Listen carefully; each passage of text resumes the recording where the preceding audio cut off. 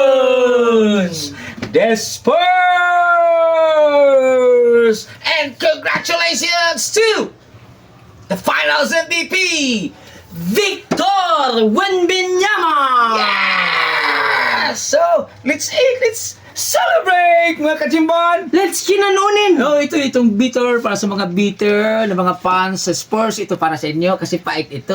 At para Para naman... para pa. Para Oh, pala. at saka sa mga OKC fans dyan, kasi medyo mapait yung naranasan nyo ngayong araw. So, kakainin itong mga mapait na pagkain. Ay, ano kakainin nyo? Kain ng mga Spurs. Kain kami ng budbaran.